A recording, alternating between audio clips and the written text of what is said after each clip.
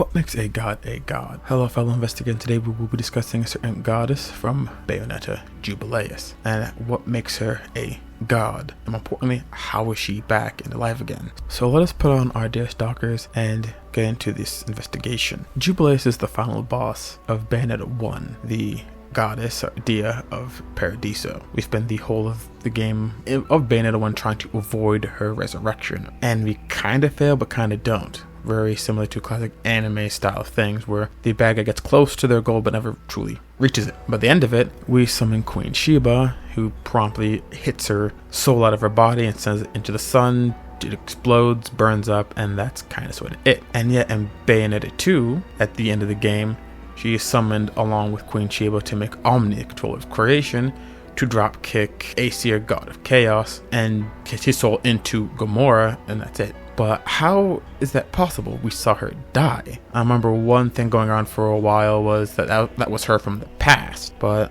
I'm here to postulate how that doesn't make sense and would contradict the lore of Bayonetta. But I wish to put forth again the question: what makes a god a god? Is it power? Is it station? Is it size? Or is it their immortality? And we all know that Jubileus has those in spades. But let us begin, shall we? Obviously, with size being the most notable thing, she's the biggest of any angel we see in the entire game. Visibly bigger than the biggest, the cardinal virtues, the Fortitudo, Justice, Justicia, and Sapience and Tempestia. All of them pale in comparison to her size. She can pick them up like action figures and ram them together if she so did desire. But even still, her dark side counterpart in Queen Sheba is so much bigger than she is, so is she more of a god? I don't really think that's the case. Both are the strongest in their respective realms, both identify and all but are the realms of Inferno and Paradiso, and yet Jubileus was so much smaller. Well, there's a reason for that, and it's because she was resurrected properly in Paradiso, nor did she have the Eye of Darkness to really balance her out, so she came back like incomplete. And we see that size is also used in a lot of other mediums, be like World of Warcraft, Destiny, Final Fantasy XIV, etc., where size equals some kind of status,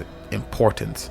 And her size gives her that importance that we see that she's just bigger and stronger than all the other angels that we have fought. So she has size. And now station. She's the only one of two with the Dia halo. That really ornate halo behind her is the Dia halo, which means goddess in Latin. And that halo denotes the highest rank in Paradiso, meaning she holds the highest rank in Paradiso. Period. And some of you are going to think, well, Father Rodin, when he was an angel, also held the Dia halo, but that was only for a narrative comparison in the station that they held, not necessarily a power-wise, as a full-powered Jubileus should reasonably be stronger than a full power angelic Rodin. As much as we like Rodin, he just doesn't stack up to Jubileus's power. I know his boss fight is harder, but that was only because he's like a secret special optional boss. You don't have to fight to complete the game. Now let's get into strength, the meat and potatoes, the one everyone wants to talk about. Like I said, she holds the station of Dia,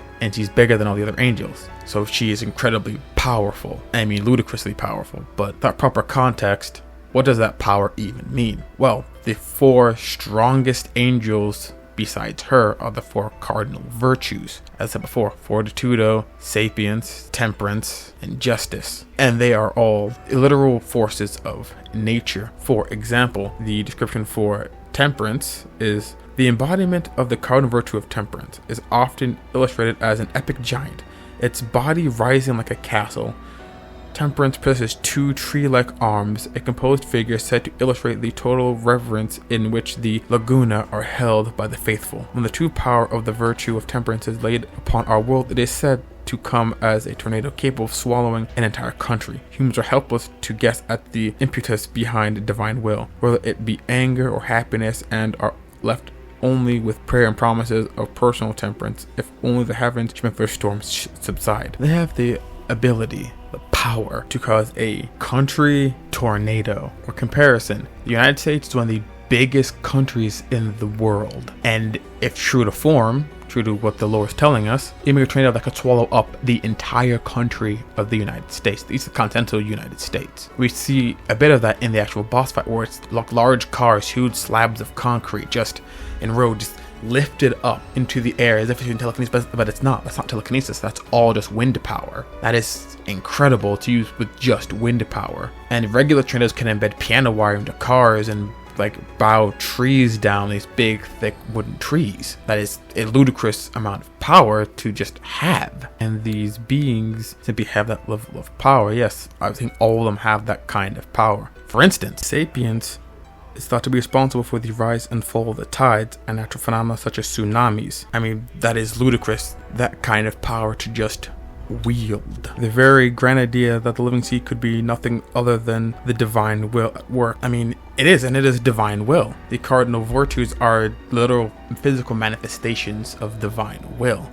God's will. Potentially, Jubileus' will. Some call Sapiens a narcissist, because even among the other cardinal virtues, he is very full of himself. We see that in the boss fight, actually. When a man was born a slave, he led his people to freedom from the oppressive rulers. And again, it's the story of Moses. He split the Red Sea. In this story, that was Sapiens' power that did as such. But I postulate, is that really arrogance or is that truth? If temperance can literally make a country-sized tornado, why can't Sapiens part the Red Sea? Makes sense to me. And since they're embodiments of divine will, it won't be any form of blasphemy or heresy, thinking that this is literally an act of God, an act of divine will. So I don't really think he's narcissistic, but just being truthful and honest about how powerful that they are. See, in the beginning of the game, one of the first cardinal which we fight, Fortitudo, sets the entire town of Vigrid on freaking fire with his magma, making huge tidal waves of molten rock, because he just could do that. And in Bayonetta's not serious mode, she really couldn't do anything to him. Sure, she was hitting him, but that didn't mean a whole lot to the ancient creature. This embodiment of divine will, this concept of fortitude. This is a book of concepts. Let me get to the final of the cardinal virtues, justice. The most bizarre, outlandish looking of the cardinal virtues, and that is believed to be the sheer rigors and trials it would take to fill the world with justice. And so the artists depicting justice are rendered with nothing but awe at the sheer difficulty and magnitude it would take to fill the world with justice. They say it is based upon rules established by men to follow by men, and changed one's viewpoint can lead to a change in what is evil. This uncertainty may be a manifestation of the existing folklore or depictions of justice. Now, that is to say that its appearance could be a manifestation of our idea of the difficulty of, as I said before, filling the world with justice, to what looks so monstrous. It is the closest thing to a demon that we have. Like I said, changing of viewpoints could make one evil, can make one just. That is the nature of humans. For example, is a person evil for stealing food to feed their family and themselves? Or are they more virtuous for letting their family and themselves starve and not stealing that food? It's all a matter of viewpoint. It's a matter of perspective. And this is where justice comes in. It is the very concept of an embodiment of divine will and justice. What we're dealing with are more conceptual beings that embody these ideas of fortitude, sapience, justice, and temperance. These virtues that all men should strive to be, strive to embody, to become. And even higher than them would be the Dia, Halo bearers. And the only other one who isn't Jubileus is Rodan. And he was responsible for creation in Paradiso itself, responsible for making wonders in paradise. He stood vigil in Paradiso for countless generations, surviving all of them, earning among other eternal beings, other immortals that could potentially even mean the cardinal virtues, the title of the Infinite One, the awe-inspiring title of the Infinite One. He wielded such station and power that potentially the other rulers of Paradiso, meaning the cardinal virtues, since they are the highest ranking angels outside of Jubileus and obviously Rodan, feared his power. Everything I said, the conceptual power that they wield, countries just obliterated by tornadoes, parting the seas, the concept of justice, letting an entire town, if not an entire city, on fire with magma, giant waves of molten rock, all pale in comparison to Rodan. And as such, they organized his downfall from the heavens. Now some say that he's an insurrection and upon losing was banished to Inferno, but I feel like it was more the power that they feared. They knew that they couldn't get away with things the way they wanted to if he was around. Because, again, look at him. He's actually pretty charming with a lot of mortals. He might like them. And the other angels we saw are pretty callous towards them. If he were around, he might actually try to stop them from doing what they want to do. So, what do? They out him. And his power, there's little left to really talk about. Again, he governed the entire portion of Paradiso. They feared him so much that they kicked him out. We see in Bayonetta 2 him easily, with just his bare hands, defeating powerful demons with ease, which is in and of itself a testament to his unbridled power. So strong is he that only the strongest character, the strongest being in all of the world of chaos, Bayonetta, is the only one that could truly challenge him, or Queen Sheba, or Jubileus. Because if he's truly the strongest, why not go after Queen Sheba? I mean, why not strongest? Because even he knows he wouldn't win that fight. As strong as he is, powerful as he is, he wouldn't win that one. And again, we have a sense of Rodon's station even. He was the first person to mention that the balances of power, something doesn't feel right. Even before Bayonetta. Makes sense. He is a former angel governing Paradiso and the strongest demon in Inferno. He can sense these things more acutely than even she can. All that being said, Jubileus is even more powerful than he is. That is saying something. She is stronger than the Infinite One, Rodon. That is, again, a ludicrous amount of power. And to further the point, it said that she was there in the first Armageddon. We don't really know what happens in the first Armageddon, but it said that whatever happened there, some imbalance between light and dark, caused the Trinity of Realities to be born. And in their splitting, as we saw, Omni, the control of creation, was most likely split into Jubileus and Queen Sheba, respectively. Jubileus gained governance over all of Paradiso, which means, again, she's stronger than Rodon, because her power can reforge the original, I guess, Pangea-verse of this trinity of reality. Something Rodon can't do. As powerful as he is with creation, as skilled a smith as he isn't that powerful. But we've gone a lot about power. Now let's talk about the final point, immortality. Everyone that has been mentioned thus far is immortal in some way, shape, or form. But the kind of immortality I'm going to look at specifically is, well, Rodon's, because it gives good insight. More specifically, the kind of station that someone like him and other non-original denizens of the world of chaos, i.e. the regular material plane that most of the games take place in. Again, Rodon's called the Infinite One because he's been around for countless generations. Nothing can really hurt him to a point of being killed. And I believe his unique status also helps, because we saw when witches die, they get pulled into Inferno. When sages die, we saw, I believe from Bayonetta 2, they get pulled into Paradiso. But he was initially of Paradiso. He went to Inferno, but he is still him. He's still the Infinite One. It stands to reason that he cannot so simply be undone, or else why not just kill him?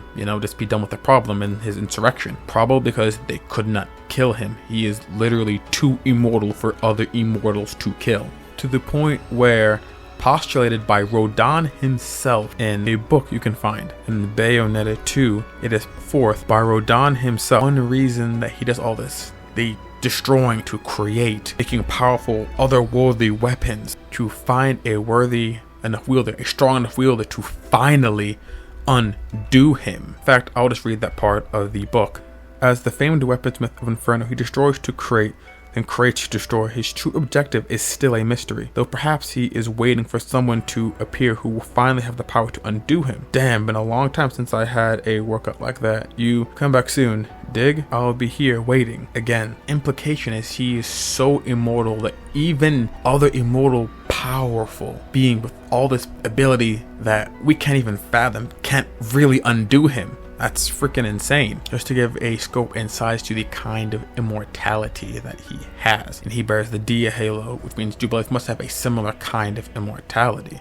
On to the part about her potentially being like an alternative universe or past version of herself, which again never really made a lot of sense to me. I mean, she's a god who exists outside of the multiverse. For Pete's sake, if you look at the world map, it exists outside of the multiverse. The world of chaos is a multiverse. Our free will, our actions create alternate branching timeways, creating a different world, different potentialities, and that is what Aesir wanted for us. The ability to choose and make our own choices. hence world of chaos. Free will grants chaos. But that also means there are variants of us throughout space and time. We saw all throughout Bayonetta 3. There are plenty of variants of Bayonetta, plenty of variants of John, and potentially everyone else in the cast, except Rodin. He does not have a alternative universal counterpart. Him and other denizens of potentially Paradiso and Inferno do not have alternative universal counterparts, as stated so in Bayonetta 3. As he is not originally a resident of the world of chaos, he doesn't have any counterparts in the multiverse, but he is rumored to deal weapons to customers on other worlds as well, meaning there's only one Rodin for all of space and time. There's only one Jubileus as well. She holds a civilization to him. The D station, there's only one Queen Sheba. There is only one of each of the cardinal virtues. There's only one Madame Capri. There's only one Lady Styx, because they're not originally of the world of chaos. So that also means there's no past version of her, there's no future version of her, there's only Jubileus. They are multiversal constants. That's the kind of immortality we're dealing with. So then, how is she alive? Well, as we saw when she died, her soul got kicked into the sun. She burned up. Her soul was never taken to Inferno. It was never sacrificed to the Inferno gods or whatever happens to them down there. As we saw from the cardinal virtues, if Rodin's level of immortality also goes to them, that means they're also still alive as well. So what happened? Well, they're manifestations of divine will. Although they went there, Jubileus, who never went there, just brought them back, because potentially if they die, so say in Paradiso or Inferno, they don't get to come back.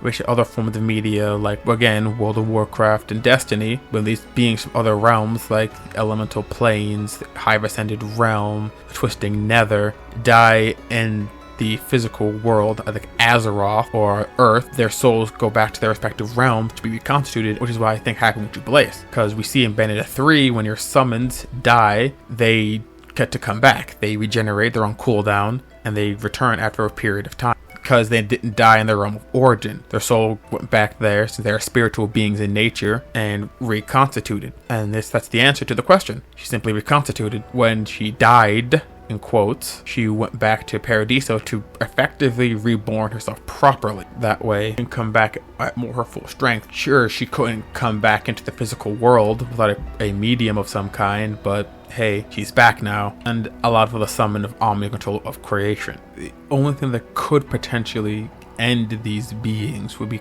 complete and utter multiversal collapse. But even then, I'm not so sure. That could just remake a state similar to the first Armageddon, and then here we are again with Aesir, Jubileus, and Queen Sheba all over again. Again, the final point I want to make towards immortality is even after you beat Aesir, god of chaos, he was going to go into the spirit world and just come back. We see that is ultimately what Loki was going to do as well. Both of them are two halves of Aesir, god of chaos. Ergo share a similar kind of immortality as to Rodin, Jubileus, and Queen Sheba. Even if their physical vessel were to die, that doesn't really matter to such beings. They're just gonna come back at some later point in time. But I guess how it works in the physical realm, instead of just coming back as your full-blown god self, as it is alluded to at the end of Bayonetta 2, he's reborn as a baby and grows up from there again, which again makes sense. We saw when he split himself, so effectively a kind of rebirth if you want to view it like that. He came back as children, who we saw with Lopter came back as an adult because he grew up. He went from 500 years to that point, so now he's a fully mature adult. Where Loki just was shunted 500 years into the future and was still just a child. He wasn't at the peak of his power or even physical maturity. So why take so long just to get to just that point? Well, I want to explain the kind of immortality we have in Bayonetta, but also I wanted to get into the question of what makes a god a god. I think I've put forth that it takes a combination of all of these things: station, size, immortality, and strength to really be a god, or at least wield godly power. We ascribe so much power and station to gods in the real world. I wanted to have a discussion on really what makes one a god, especially in a video game where art imitates life, and what that could potentially really be and look like. With all the evidence we have compiled here, I believe it is safe to say that she is in fact a god. I think for this episode we can call this case closed. So thank you all for watching, and I'll see you next time. Have a nice evening.